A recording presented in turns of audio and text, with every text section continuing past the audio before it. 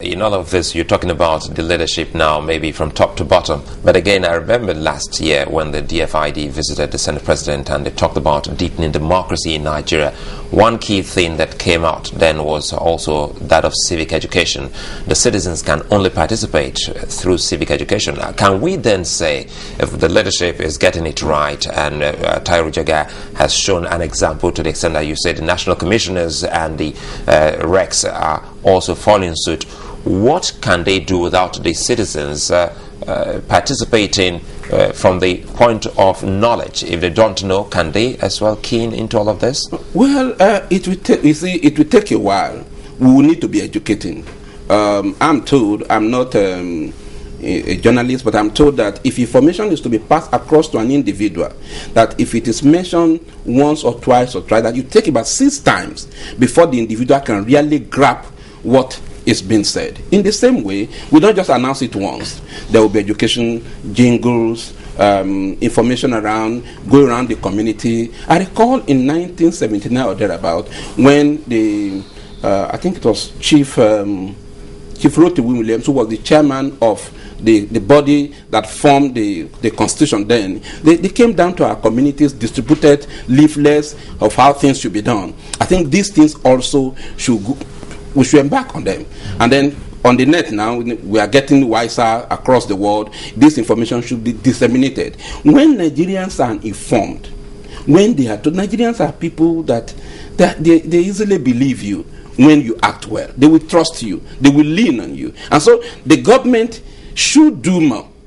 The institutions that are being created should do more. And I dare say, if Professor Jaga is doing well at the national level, this should permeate to the state, to the EO, at the local government level. So it shouldn't be, and if there are bad eggs, they should be flushed out. And so the information must proceed from the national level to the state, to the local, and after a while, a room was not built in a day. You know, apart from being a lawyer, you also have taken part in politics. And if we say civic education for the people, what kind of information should we be giving to the citizens? Well, I do to strengthen our democratic processes. Yes, I do know. At the last count, I had the opportunity of serving on the board of the Niger Delta Development Commission, and by reason of the position I had, there were individuals whom I could pass pieces of information across to.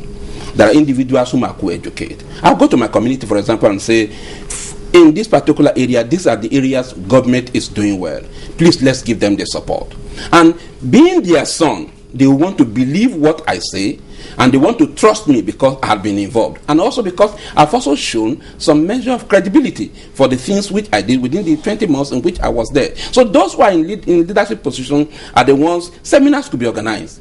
Things of this nature, group can go ahead and say, in this particular community, we are doing A, B, C, D, to tell the electorate, these are the things we should do. For example, in Ondo State, for example, election will soon be coming up, and then we'll say, these are the political parties that are participating in this election, these are the patterns in which you should vote, you thumbprint by your right hand side, all these, and please look at the programs, look at the actions. When they come and explain to you, these are the things we should do. It will go a long way in helping us. And then tell the people, by the time you have finished voting, don't rush away. Stay like the Edo people stayed. Watch the votes. Stay with them. Let them count the thing. Let them announce the result. When they announce the result, those of you who have your other BlackBerry or phone, snap the the result, and post it. So these are the things we could do, and it will go a long way. That element of staying behind at the polls, it will be also an element. You might say checks and balances by the electorate, but when will we be getting to the point where we can say, oh, truly our electoral body has conducted an elections, we trust that it will do what is right and not try to manipulate the figures? You see, because we have security men around you, that will not mean that you should not lock your door.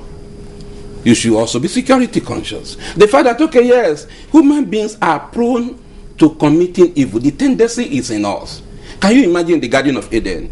From the story of the Bible, only 2 persons were there, Adam and Eve, and then Satan came in. And for one person to be deceived, let alone where we have 40, 50, 60, 1,000, 10,000, 40,000. So when you have finished counting, it is not enough to say we should let's rely on them. There must be counter check. So the people must stay. And I think even when we are having the best of all democracies, please guard your vote. It is your fundamental right. You still believe that the people must stay, because a host of people will they must stay. They should stay. Will point to other democracies that we consider advanced now, where the electorate simply cast their vote at their leisure. You're going to work, you can cast your vote, you come back, you trust that these things will be done properly. When are we going to get there? Or is this still a situation? You gave an instance just now of the dog and the rope, and even finally you take away the rope, the dog. It will take a while. It will take a while. It will take a while before we get there. Yeah, it will take a while, because it is not going to be instant. Somebody falls from the tree, injures his leg and his heel. It takes a while before the marks go away. So because we have been used to this, it will take a while, but we are making progress. So until we get there, we must do what is needful and what is right. And let's bring democracy now, because we seem to be focusing at it on a national level. Okay. Let's bring it to the states. There's so much focus on INEC. Do you also think that INEC should begin to conduct local government elections? Because the National Assembly seems to be moving for this proposal as well. Well, I think, to all intent and purpose, I do believe that most of the state electoral bodies, that we call it SEC, as it were, are being prone towards the government of the various states. And that is the truth of the matter. That even you do not even give an allowance for a councillor that can emerge from a particular ward. I should think that, to all intent and purpose, if this thing permeates from the federal down to the state, as it were, I think it will go a long way in helping, so that we can get credible individuals, not a situation wherein the anointed father has said, I'm choosing A or B, and because he's the one that is in charge of that particular state, and the electoral commissioners are the ones that are loyal to him, pseudo-party members, as it were.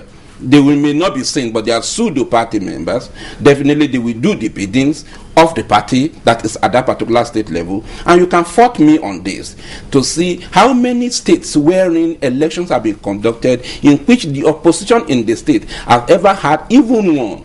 An instance happened here in Lagos, where we had challenges and all the rest of them, which, well, I do not intend to make comment about that. People talk about democracy, but it should start from home. Charity begins at home, and issues arose.